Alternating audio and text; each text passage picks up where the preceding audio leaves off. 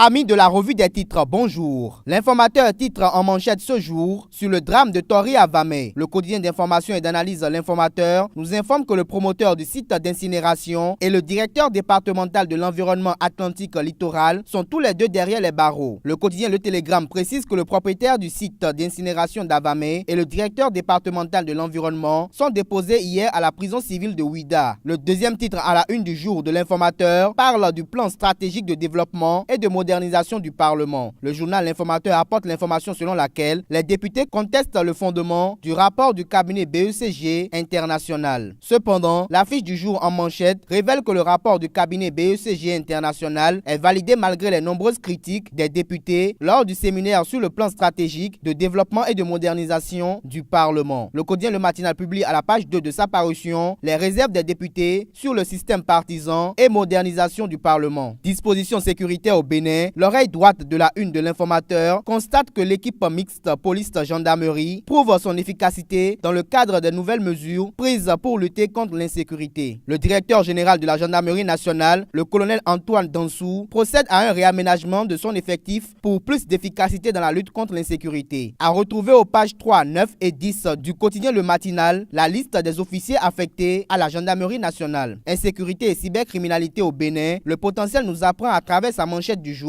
que l'ancien ministre de l'Intérieur, actuellement député à l'Assemblée nationale, Benoît Degla, trouve le remède du mauvais sort de l'insécurité en 3 lois. Les pharaons évoquent ce matin l'insécurité et l'inefficacité des forces de l'ordre et rapportent à la une que la thérapie talon est toujours attendue. Gouvernance dans le secteur éducatif, l'autre quotidien en manchette note que la rentrée scolaire est sur fond de rumeurs car le journal remarque une panne de communication officielle au niveau du gouvernement. La Guérite nous apprend que le nouveau maire d'Alada, Michel Akle-Rintor, sera installé ce jour. Destitution des maires des communes du Bénin, une épidémie politique ou des coups bas, s'interroge le quotidien La Guérite à la une de sa parution du jour. Pour mémoire, l'ancien président Boni Yayi, lors de son dernier quinquennat présidentiel, affirmait que 1% de la richesse de Talon Patrice pourrait faire développer le Bénin. Ainsi, avec la morosité économique actuelle, le Clairon cherche à savoir en manchette ce matin où est passé le 1% de Talon pour la joie des Béninois. Car toujours à la une, le journal dans une analyse métaphorique estime, je cite, qu'un peuple ne peut pas être en train de souffrir comme Jésus à Golgotha alors qu'il a un homme d'affaires multimilliardaire comme président de la République. Les pharaons titrent en manchette sur la troisième alternance démocratique réussie sous le régime Boni Yayi et rappellent comment Lionel Zinsou avait appelé Patrice Talon pour le féliciter au second tour avant les résultats officiels. Vague de suppression des mesures sociales sous la rupture, le journal Palmarès remarque que le capitalisme commence par se foutre du prolétariat. Le Canard aperçoit en manchette que le régime d'assurance maladie universelle RAMU est dans l'œil du cyclone des suppressions. Matin Libre en manchette relaye ce jour ce qu'il faut retenir des 10 années de gouvernance de Boni Yayi suivi de l'alternance démocratique en avril 2016. Système judiciaire béninois. Le journal Notre Voix évoque ce jour une menace sur l'indépendance de la justice béninoise et publie les troublantes révélations du magistrat Michel Adjaka. Introduction des tics dans le secteur de la santé. L'Informateur nous apprend ce matin que le Bénin prépare le document de stratégie en cybersanté. Football pour finir. L'Informateur relaye dans sa parution du jour la signature de Stéphane Sesseyon à Montpellier pour la Ligue 1 française de football.